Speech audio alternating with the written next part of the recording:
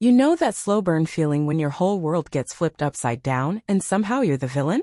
That was me last Saturday, standing in the middle of my room, heart pounding, fists clenched, staring at what used to be my safe space. My name is Sarah. I'm 17 and I have a 13-year-old sister named Emma. Emma is what people call the golden child. Straight A student, always smiling in front of adults, the type of kid you'd see in a cereal commercial. At least that's what everyone outside our house thinks. Inside these four walls, it's a little different. Emma has a habit of overstepping, but nothing could have prepared me for what she did on my birthday weekend. See, I'm not one for big parties. I told my mom weeks in advance. Please, no surprises. I just want a quiet night, maybe hang with a couple friends, chill with my music. My room is my sanctuary. I keep it tidy. I have my books organized by author and color. My art supplies are in labeled bins. It's the one place I can breathe. So imagine my absolute horror when I walked in after work that Saturday, sweaty and tired, to find confetti everywhere. Balloons taped to my ceiling fan, which was still spinning. Glitter glue smeared across my desk. My canvases. My finished paintings. Ruined. Someone had spray painted "Happy Birthday, Sarah" across the biggest one. A piece I'd spent 3 months on for my college portfolio. And standing in the middle of it all? Emma, grinning like she just won the lottery. "Surprise," she shouted, arms stretched wide. It took me a full 10 seconds to process. The paint fumes hit me first. Then the glitter crunching under my shoes. Then my heart sank, looking at my canvas, realizing it was destroyed. "Well, what did you do?" My voice cracked. Emma's smile faltered just slightly, but she recovered fast. "It's a party, da. I wanted to surprise you. Mom said you needed to loosen up anyway." I felt my whole body go cold. My birthday was 2 days away. I hadn't invited anyone. And now my room looked like a crime scene. That's when my mom walked in, hands on her hips, smiling like it was all perfectly normal. "Well," she asked me, "do you love it?" I couldn't believe it. "No," I said, barely able to keep my voice steady. "This is. I told you I didn't want this. My painting's ruined. My stuff." Emma cut me off with a pout. "Geez, Sarah, why do you have to be so uptight all the time?" That's when I snapped. "I'm uptight? You trashed my room." I shouted louder than I've ever spoken in this house. "You ruined my art. This isn't cute, it's not funny, it's messed up." Emma flinched, but only for a second. My mom's face, though? Instantly stormy. "Sarah," she barked. "Lower your voice. What's wrong with you? She did something nice for you." "Nice?" I repeated, voice shaking now for a whole other reason. "Mom, she destroyed my stuff." And here's the real kicker. Instead of turning to Emma and telling her she'd gone too far, my mom said, "You're ruining the atmosphere right now. It's your birthday weekend. Can you not be so selfish?" That's when it hit me. This wasn't about Emma doing something wrong. This was about me not playing my role. The quiet, responsible older sister who just lets things slide. I couldn't take it anymore. I stormed out, slamming the door. I ended up spending the night at my best friend Lena's house. The next morning I came home expecting maybe some kind of apology, or at least acknowledgement that things had gone too far. Instead, I found my mom waiting for me in the kitchen, arms crossed. "You owe Emma an apology," she said. I laughed. I actually laughed because it was that absurd. For what? For screaming at her, Mom said flatly. For ruining the family mood. "You've been so negative lately. It's like you can't be happy for anyone but yourself." I was stunned. But I didn't apologize. That's when she grounded me. No phone. No going out. A week. For disrespecting the family. I was so angry I couldn't even cry. But here's the part one didn't see coming later that day. Lena texted me from her mom's phone. Apparently, Emma had posted a TikTok. A video of my trashed room, showing off what she called my sister's epic birthday makeover. The comments? Full of strangers laughing, calling it hilarious, saying stuff like, "Your sister's so uptight. Loosen up." That's when it really hit me how far this had gone. It wasn't just a bad moment, Anna Marie, it was a joke to everyone but me. Lena's mom offered to let me stay a few more nights, but I knew that would just make things worse at home. So now I'm writing this. For yelling at my sister after she destroyed my room and ruined my painting? Or am I really the villain for not smiling through it? Maybe it's me. Maybe I'm just the bitter one. But I don't think I'll ever forget the look on Emma's face, how smug she looked standing in the middle of my destroyed room, like she knew she'd already won. And now I don't know what to do. I spent the next 3 days trapped in my room. No phone. No laptop. Mom had taken everything, even my sketchbooks. It felt like prison but worse because the mess Emma made was still all around me. Glitter ground into the carpet. Spray paint stains on my walls. My painting, the one I'd poured months into, was now propped against the window like some kind of reminder. Every time I looked at it, my stomach clenched. I kept hearing Mom's voice in my head, "You're ruining the family mood." The thing is, I tried to hold it in at first. I thought maybe if I stayed quiet long enough, anyone would realize I was the one hurting here. But no one knocked on my door to check on me. It was like I disappeared. By the third night, I couldn't take it anymore. I needed air. I crept downstairs around midnight, careful not to make a sound. That's when I saw Emma in the living room. She was sitting on the couch, scrolling through her phone, grinning at something. I was about to turn around and head back up when I heard my own name. I froze. Emma was on a call. "No, she's been sulking in her room all week," she said, sounding annoyed. "Yeah, whatever. She's just dramatic." My fists clenched. I knew I shouldn't listen. I knew it'd only make things worse. But I couldn't help it. "She's always like that," Emma continued. "Thinks she's better than everyone because she paints and listens to sad music. I mean, come on." I felt like I'd been punched in the stomach. That's really how she saw me? Before I could stop myself, I stepped into the room. Emma's head snapped up, eyes wide. "Oh my God, Sarah." "Don't," I said quietly. My voice was hoarse from not talking for days. "Just don't." She stared at me for a second, then clicked off her call like nothing happened. "What are you doing up?" "I could ask you the same thing," I shot back. For a second, neither of us said anything. The silence stretched too long. Then Emma shrugged. "Look, about your painting, I didn't mean to ruin it. I just wanted to make you loosen up," Mom said. "Yeah," I cut her off, voice sharper now. "I know what Mom said." Emma frowned, looking suddenly small for once. "You really hate me now, don't you?" I opened my mouth. Closed it.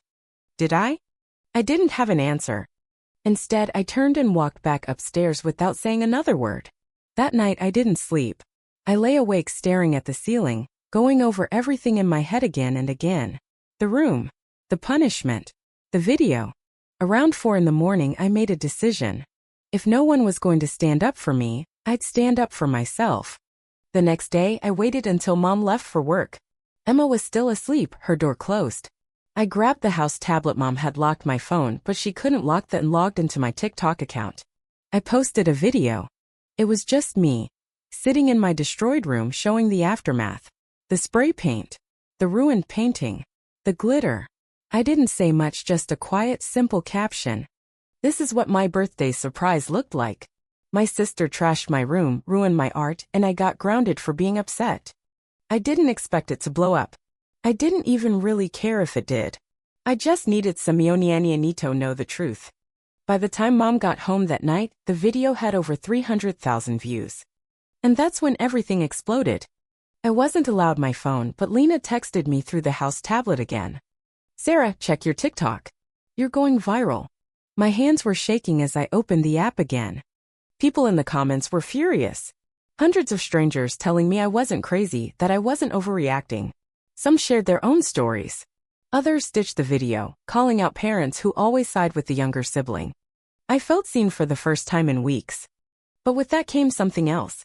A knot of dread tightening in my chest. Because sooner or later Mom was going to see it too. And she did. That night, she stormed into my room, face red.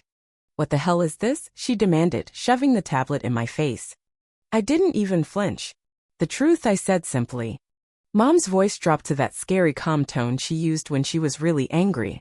"You posted our family business online?" "Family business?" I echoed, laughing bitterly. "Mom, you grounded me because I didn't pretend to like it when Emma destroyed my stuff." Her eyes narrowed. "You're embarrassing us." For once I didn't care. "You embarrassed me first." That was when Emma showed up in the doorway, looking pale. "Mom, people are messaging me," she said, voice shaking. "Saying I'm a bully. That I'm awful." Mom spun around. "You see what you've done?" I swallowed hard. But Emma, she didn't look mad. She looked scared. I didn't think it was that bad, Emma whispered. I thought it was just a joke. And for the first time I saw it. Maybe she really didn't get it. Maybe in her world everything she did was just fun and games. Until now. Mom wasn't having it though. She kept yelling, telling me I had to take the video down. That she could lose her job if people recognized her. I didn't say anything. Because at that moment, I knew something she didn't. It wasn't just about me anymore. A few hours later, things got worse. A local news site picked up the story. Someone had sent in the video. Mom's coworkers started texting her. Emma's school counselor called. By the end of the night, Mom was sitting at the kitchen table with her head in her hands, completely silent. That's when the real twist happened. The next morning, my dad showed up. Now here's the thing, me parents are divorced. Dad doesn't live with us. He's remarried, lives 2 towns over. We only see him every other weekend. But apparently he'd seen the video too. He walked in like he owned the place, face tight with anger. Sarah, he said first, pulling me into a hug. You okay? I didn't trust myself to speak. I just nodded. Then he turned to Mom. We need to talk. They went into the kitchen, door closed. I couldn't hear everything, but I caught enough. Words like neglect, favoritism, custody. My heart stopped. When they finally came out, Dad looked calmer. Mom just looked tired. We're going to figure something out, Dad told me. You don't deserve this. I didn't realize how much I needed to hear those words until he said them. Later that week, everything changed. Dad filed for temporary custody. It wasn't permanent. Not yet. But for now, I was moving in with him. Packing my things felt surreal. Especially with Emma standing in the hallway watching me. For a long moment, we just stared at each other. Finally, she spoke. I really didn't mean to ruin it. I swallowed hard. I know. Silence. Are you gonna hate me forever? She asked, voice small. I didn't answer right away. Then I said, I don't hate you. But I need space. And that was the truth. As I closed my suitcase and walked out the door, I felt lighter. Not happy. Not yet. But like maybe for the first time in a long time things could get better. That was 2 weeks ago. Now I'm sitting in my new room at Dad's house. It's smaller, but it's clean. Quiet. Mine. I bought a new canvas yesterday. Starting over. And that's why I'm writing this now. Not just to vent, but to ask. ITA for posting that video? For standing up for myself when no one else would? Because honestly, I don't know anymore. It had been exactly 17 days since I left Mom's house. 17 days, and I still woke up half expecting to hear Emma's music blasting through the wall, or Mom yelling about something random. But instead there was silence. Quiet, steady, reliable silence. Living with Dad was different in ways I didn't expect. For one, he actually asked me how I was doing and waited for an answer. I didn't tell him everything at first. Some things felt too messy, too raw. But one night, about a week after I moved in, I found myself sitting across from him at the kitchen table, a bowl of cereal between us, and the words just came out. I told him about Emma, about the painting, about Mom grounding me for ruining the family mood. Dad didn't interrupt once. Just listened, arms crossed, brow furrowed. When I finished, I waited for him to say something like, "That's just how your mom is." Or "Emma's just young, she'll grow out of it." Instead, he said, "That wasn't fair to you." It hit me harder than I expected. I looked down at my cereal, blinking fast. "Thanks," I mumbled. That same night, I set up my easel again. Dad had cleared a corner of the living room for me, made space by moving some of his old workout equipment. It wasn't much, but it was enough. I stood there for a long time, brush in hand, staring at the blank canvas. Starting felt impossible. But eventually I dipped the brush into the paint and made the first stroke. Then another. And another. By the time the sun came up, I'd lost track of the hours. But I'd also finished the background of my first new piece. And for the first time since all of this happened, I felt okay. Not happy, but okay. The next few days passed in a kind of routine. School, painting, late-night cereal talks with Dad. It was quiet. It was simple. Until the letters started showing up. The first one came in the mail, addressed in handwriting I didn't recognize. No return address. Inside was a single sheet of paper. It said, "I saw your video. My sister used to do the same things to me. Stay strong. You're not alone." No signature. I wasn't sure what to make of it. Was it creepy? Or kind? By the end of the week, there were 5 more. All from different people. All saying some version of the same thing. I saw your story. I believe you. I've been there too. One of them included a small hand-drawn sketch. A sunflower, delicate and careful. I pinned it to my wall. It wasn't just a TikTok trend anymore. Somehow, it had become something bigger, a kind of quiet, invisible support system I didn't even know I needed. Dad noticed the letters piling up. One evening, he picked up a few, flipping through them. You know, he said slowly, when I was your age, we didn't have stuff like this. If something went bad at home, you just dealt with it. Alone. I shrugged. I wasn't really trying to start anything. I just didn't want to feel crazy. You're not, Dad said. For what it's worth. Then he added, almost like an afterthought. Your mom called me today. My stomach clenched. What did she say? She wants to talk. Said she wants to apologize. That I hadn't expected. I don't know if I'm ready for that, I admitted. Dad nodded like he understood. You don't have to do anything you're not ready for. But later that night, lying in bed, I couldn't stop thinking about it. What would Mom even say? Sorry for grounding you while your sister wrecked your life? Felt impossible to imagine. Still, a part of me wondered if maybe things could get better. 2 days later, I got a message from Emma. It popped up while I was scrolling through TikTok, not her account, but a private DM. Hey, I know you probably hate me, but I just wanted to say I'm really sorry. I stared at the message for a long time before answering. Why now? Emma replied almost immediately. I didn't get it before. But now everyone at school knows. It sucks. Everyone looks at me like I'm a monster. I wasn't sure what to say. Part of me felt bad for her. Another part wanted to say, now you know how it feels. But I didn't. Instead I typed. I didn't want to ruin your life. I just wanted Mom to listen. Emma didn't reply right away. When she finally did, it was just, yeah, I get that. I put my phone down after that, feeling weird. Not angry exactly. Just drained. But at least there was that. Later that week, Mom asked to meet me. Dad left it up to me. No pressure, he said again. But I said yes. We met at a coffee shop halfway between her place and Dad's. Neutral ground. When I walked in, Mom was already sitting at a table by the window, looking nervous in a way I'd never seen before. She stood when she saw me like she wasn't sure if she should hug me or not.